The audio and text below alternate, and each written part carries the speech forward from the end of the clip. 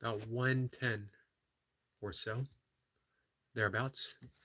A little bit later, um, adding some things to my yoga routine. Actually, dialing it, dialing it in to have it exactly where I want it to be.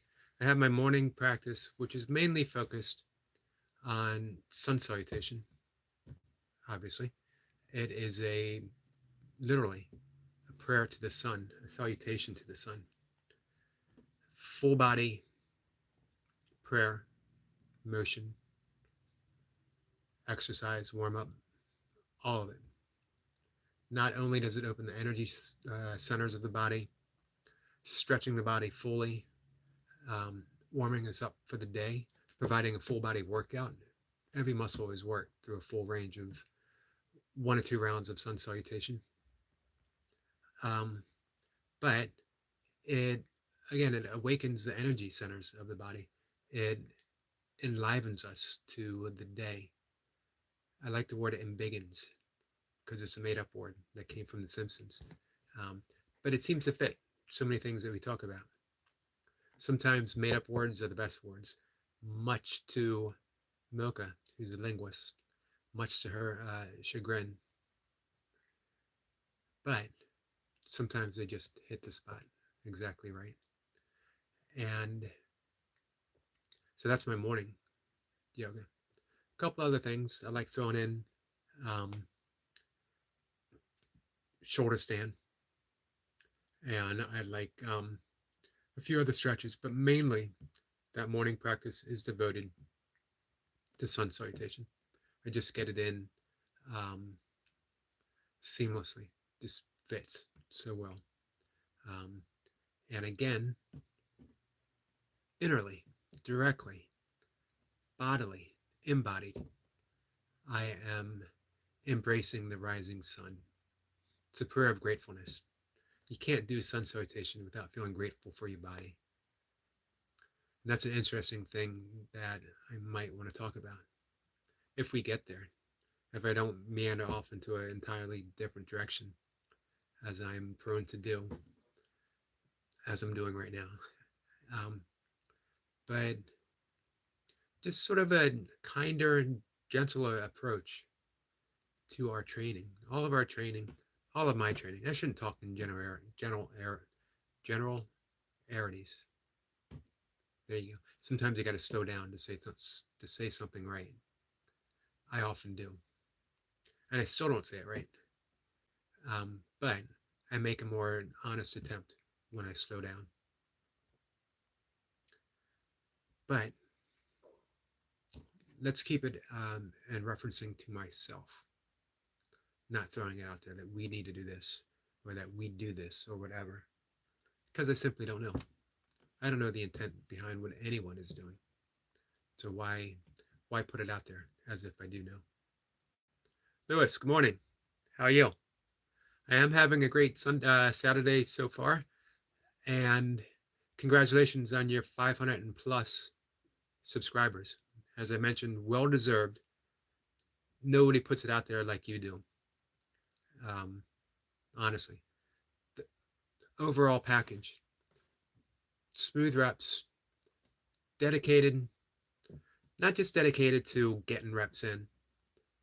That's sort of what I was approaching to talk about. Um, you're welcome. Um, anyone can put it out there and go all out in a set. Ugly reps. I've done it. I've done my share of ugly reps. But Lewis, it is what it is. Anyone who I don't imagine anyone's visiting my channel without knowing all the burpee luminaries out there. And it is what it is. It's certainly a burpee um, practitioner and high quality.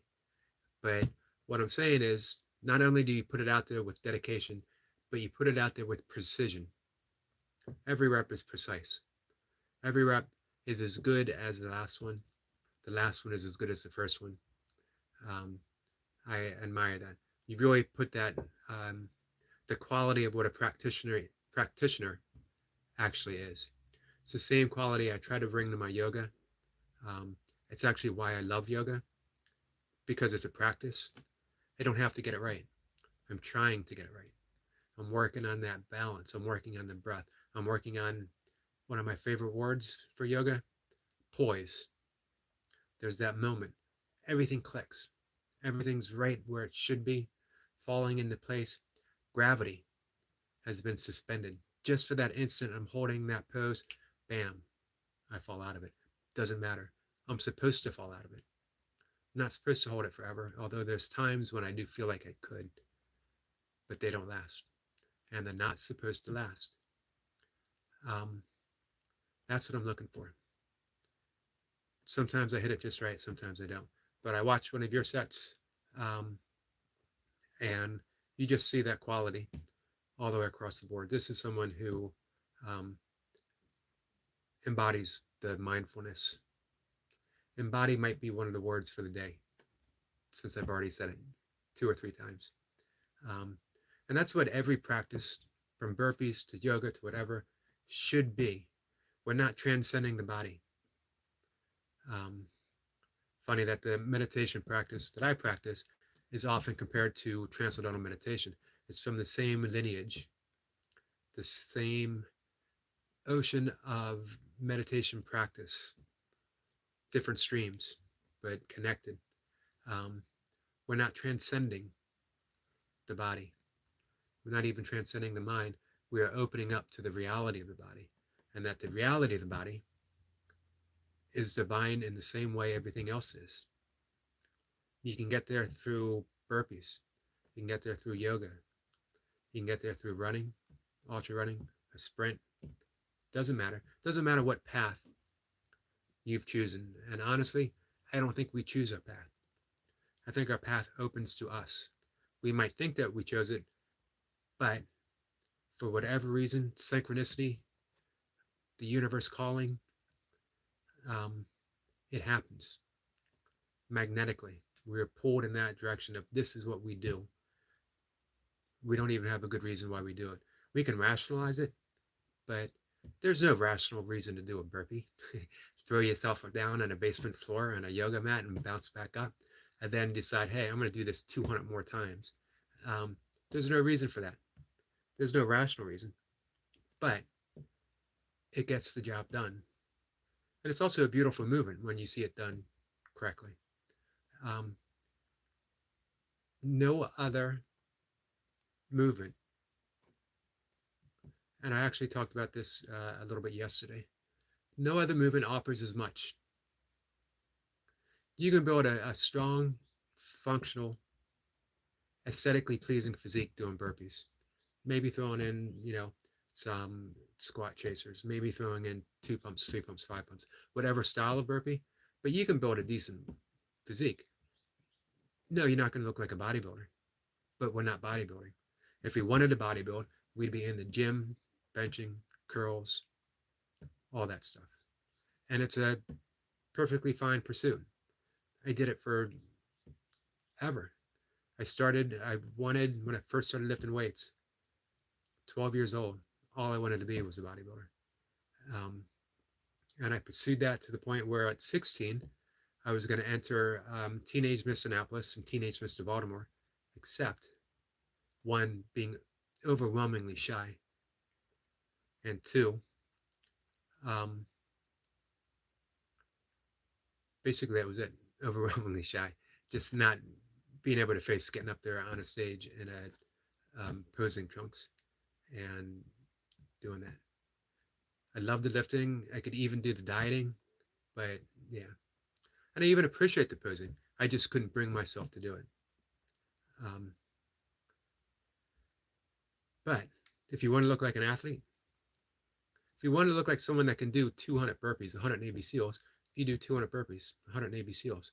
And again, it gives you that functional looking physique, athletic, not bulky. There was a description in one of the Jack Reacher books, Lee Child's book, where they said he appeared to be a bulked up greyhound. And I love that description. That is a lean, functional, someone who can walk or run for miles upon miles. He can ruck with a heavy weight. who can do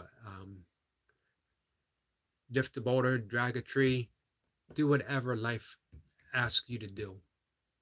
In some cases, demands you to do. That's the look you get because it's a functional movement. You know, you're um, hitting the ground explosively, springing back up. So, if anyone ever stumbles across this video, my vlog, I guess for lack of a better term, I like to call it a non-cast because it's not a podcast, and I don't talk about anything, no subject, non-subject, so it's a non-cast or a vlog, whatever. Again, if anyone ever stumbles across this, it is what it is.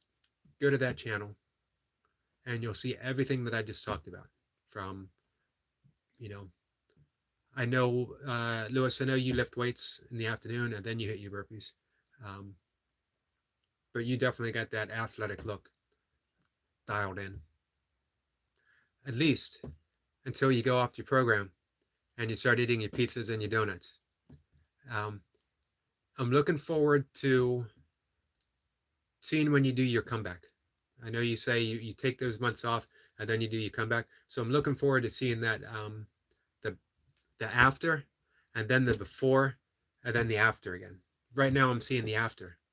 I'm looking forward to seeing that. I'm not sure mentally I could prepare myself to do that, because my workouts are as much a part of everything I do as my meditation and my yoga and my writing. It is what it is. Says I will definitely bring it. Looking forward to that.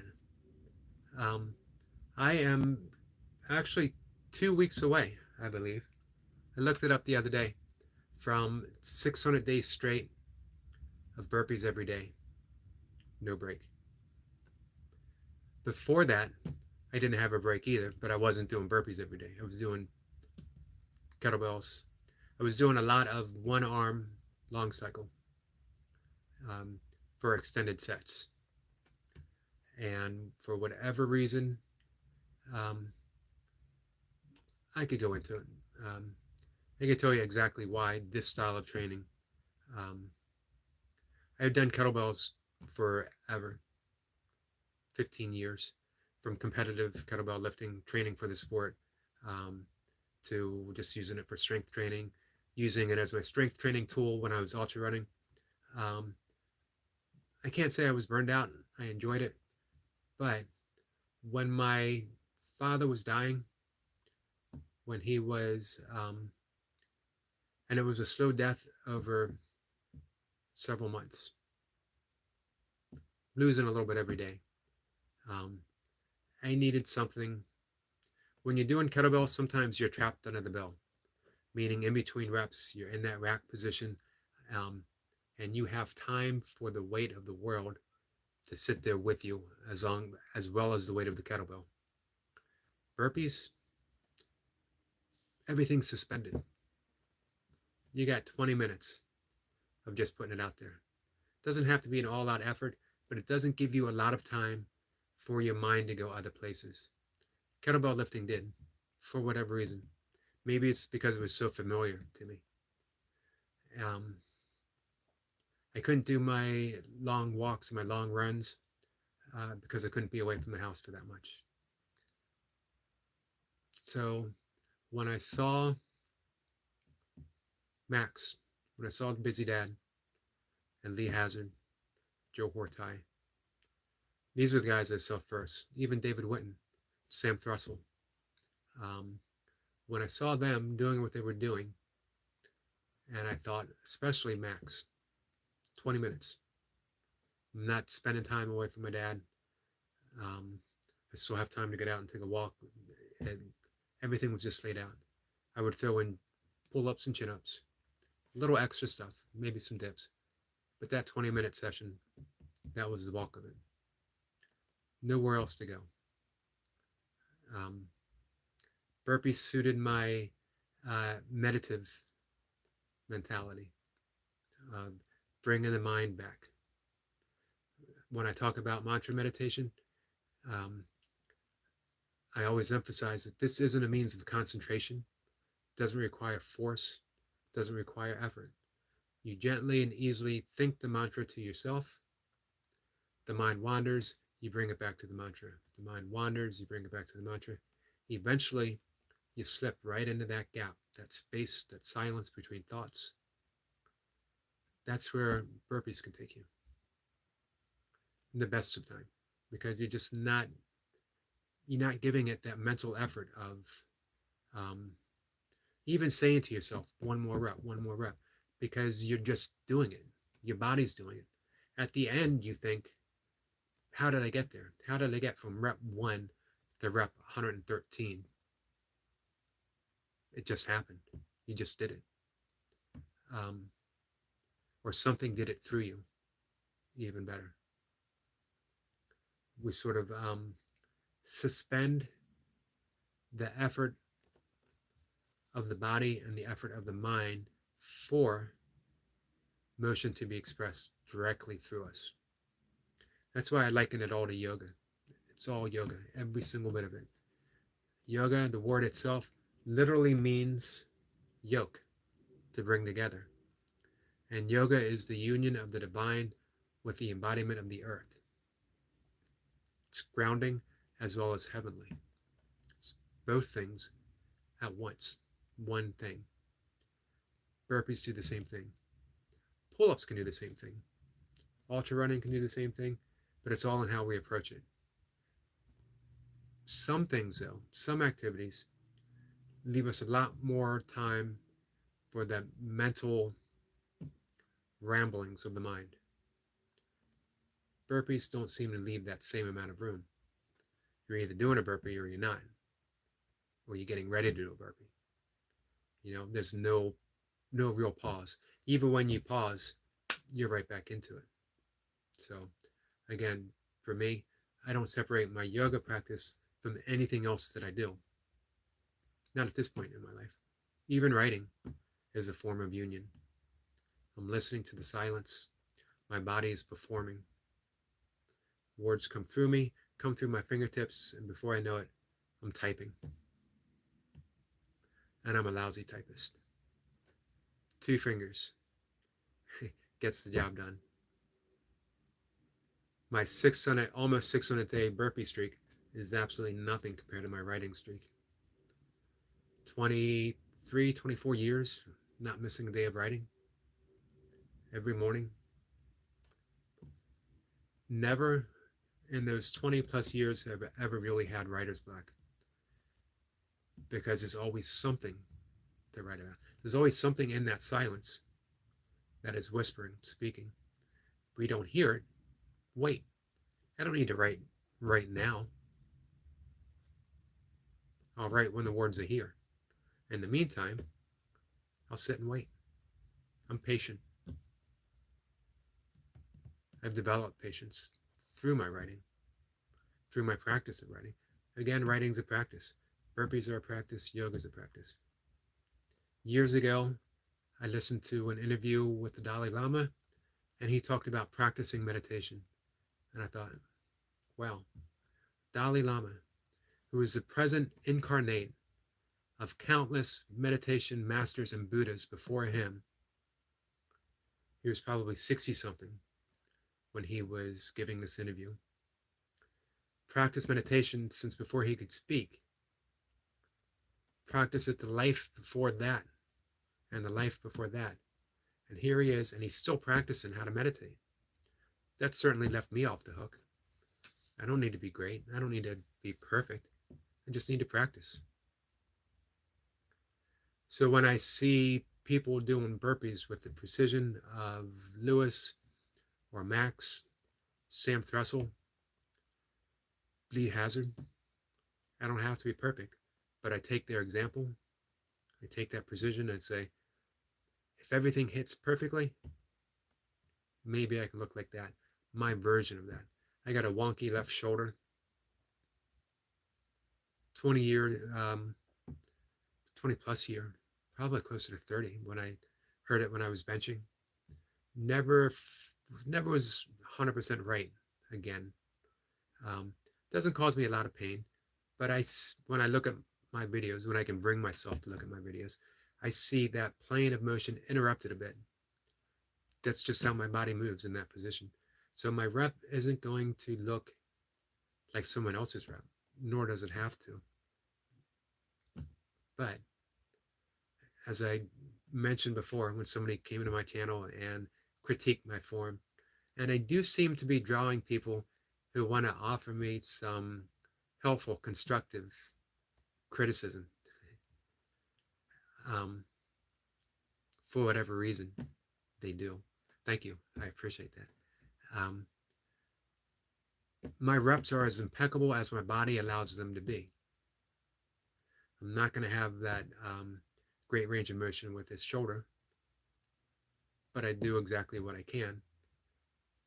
This is the Japanese philosophy, wabi sabi, I believe, finding the beauty within seemingly imperfection. And seemingly is an important word, because if it allows for beauty, how can it truly be an imperfection? It's only imperfection. It's only imperfect in the form that we wish it to be, with our expectations, with our opinions, with our thoughts. In and of itself, it's exactly what it should be. That's what I think of with my rep. I strive for full range of motion. But, again, it's going to look like me doing burpees. It's not going to look like Max doing burpees. Not to mention, I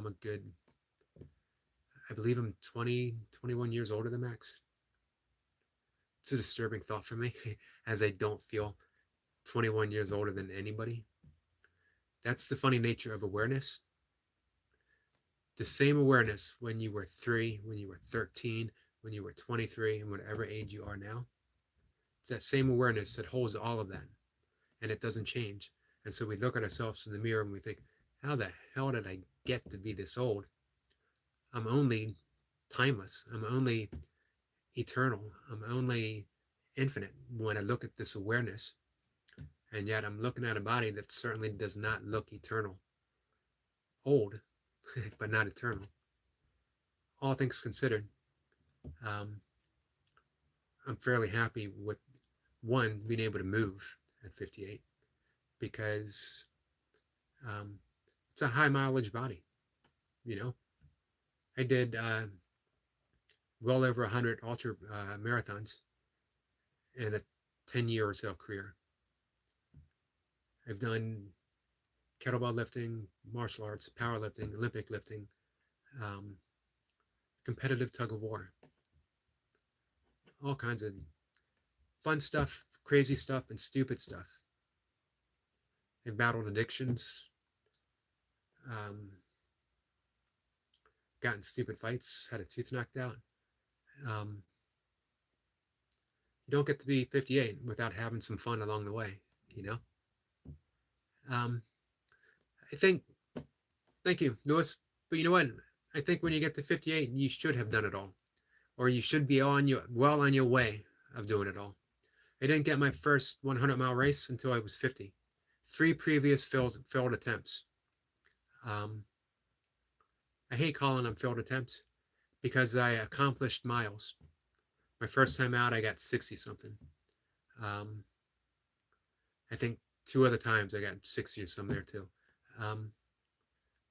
I have no doubt that ultra running will probably make some type of comeback in my life. I'd like to run 100 in my 60s.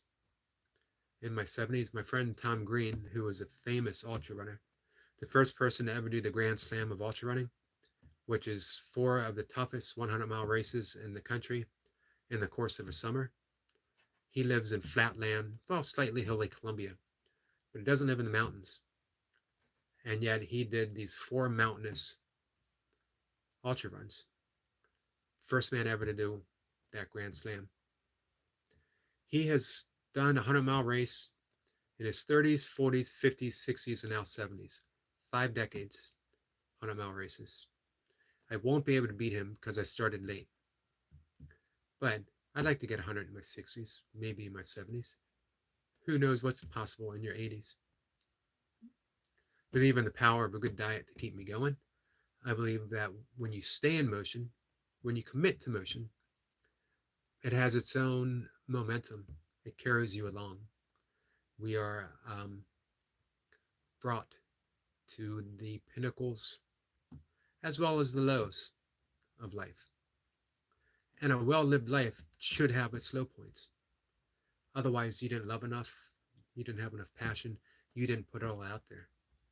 There's no issue with those low points. There's no issue with being broken. You're supposed to be broken sometimes. It's the thing with resilience. Resilience doesn't mean you don't break. It means that you know being broken is not the end.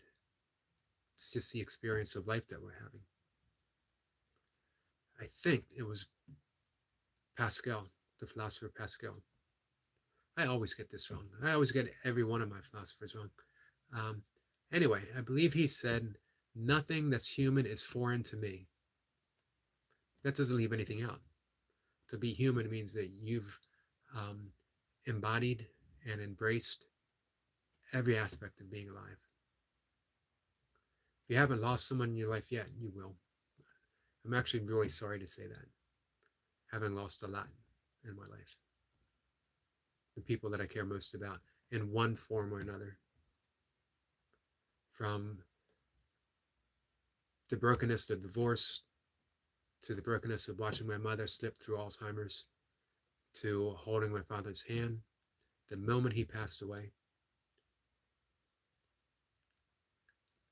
You're broken. But that's life. The Buddha's number one teaching, life is suffering. When I first heard that, I thought, well, I certainly don't want to be a Buddhist. Tell me that life is suffering. I know that, but I don't need it hammered into my religion. Of course, Buddhism is more than a religion. It's a philosophy. So the first noble truth is that life is suffering. But he tells you why life is suffering. Life is suffering because our refusal to see life as impermanent. That everything is, the Pali, the original language of Buddha, is dukkha, meaning that it is inherently impossible to grasp. Nothing can be held to because it's all in motion. Things slip between our fingers, and yet we keep trying to hold on. We try to hold on to our fortune. We try to hold on to our reputation. We try to hold on to our loved ones. We try to hold on to all these things that eventually, at the end of the life, simply don't exist for us any longer. That last breath, my father wasn't thinking about anything other than maybe trying to get another breath, or letting that breath go, or the fact that his son, who loved him deeply, was holding his hand. I don't know, but he certainly wasn't thinking along the lines of, I need more. I need more money. I need a better car. I need a bigger house. The third noble truth, Buddha shows us a way out. And that's just realizing the impermanence of life. Everything is impermanent. Every last thing. You let your burpee rep go in order to do another burpee. That's karma. Karma literally meaning motion. I keep mentioning it's not punishment, it's not justice, it's not retribution. Karma is not the thing that comes and bite you in the ass because you did something nasty to someone. It's just motion. If you do something nasty, it puts you in a position where something bad's going to happen to you because you're in that position, not because you did it. As Gandhi said, you are not punished for your anger, you're punished by your anger. Anger is the punishment. It's inflicting harm upon your body. It's raising your blood pressure. It's constricting blood vessels. It's putting you in a position of high stress that will lead to a heart attack, that will lead to strokes, that weakens the immune system, that forces loved ones away from you. Anger is the punishment. That's karma. If you cheat on whatever, cheat on your taxes, you steal, whatever act you may commit, that's the punishment right there. you're someone who did that. I know we want that instant justice or even later justice to come around and bite someone in the ass, but it just doesn't work that way. We've all seen people slip through the cracks, seemingly getting away with something. They don't. We don't know their internal state. It just keeps carrying on. Motion. Law of karma. Law of cause and effect. Ultimately, we find there is no true cause because it's an influx of everything within the universe to bring us to this moment. You don't get to rep 100 in a burpee set without doing rep 1. So did we say that rep 1 was the cause of 100 burpees? What about rep 2? Rep 3? What about warming up to get to rep 1? What about waking up in the morning? What about psyching ourselves up to do this set? What brought us to burpees to begin with? It's never ending, infinite. So I have to say, this talk, I'm going to shut things down in just a moment. This talk was very much inspired by the presence of my friend Lewis. It is what it is. From the moment he came on, it actually talking about the quality of your reps, type of person that you are, your focus and determination, really steered this conversation to where it is now, for better or for worse, depending on how you view it. For me, it really felt like a inspired conversation that I appreciated having. So thank you, Lewis, and thank you for anyone who showed up or watches this later. Again, as I've mentioned, if you're new to burpees or if you are familiar with burpees but you haven't checked out his channel, definitely do so, along with the other people that I mentioned. But again, I don't imagine anyone watching this channel are unfamiliar with those names. They're the guys. I'm the guy who just happens to know the guys. Not a bad position to be in because I get an opportunity to learn from these people, to watch their videos and think, that's the way I want to move. And you work at it every day, and you fuck up, and you work at it some more. Eventually you get it. You get your version of it, which is just as good as any other version out there. Even better, because it's yours. It's authentic. I have high esteem for authenticity. I don't know if Moko is watching this, but you see that if you did, you see that I got that word right. It came out of my mouth, nice and smooth. Authenticity. I fucked it up in the last attempt. Oh well. To be authentic, let's make it simple. High emphasis on that in my life.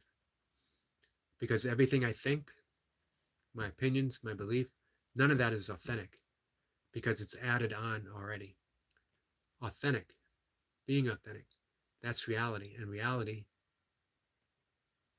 funny, because we're talking about Lewis and it is what it is. Reality is what it is. Nothing can be added. It remains reality.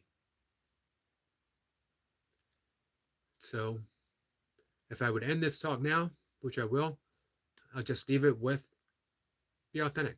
You don't have to try. You just have to be. There you have it. Take care, guys. I will see you tomorrow for burpees. I've been given another little talk like this, just as worthless as the one I'm having now, but just as much fun for me, at least on Instagram. Usually like 5-ish, a little after 5. Just anyone who wants to follow me on Instagram or check it out or whatever, I would give you my Instagram address, but I don't know it. Just look me up, Eric McCarty. Check out my blog. Look me up on Facebook. All right, guys. I'll see you later.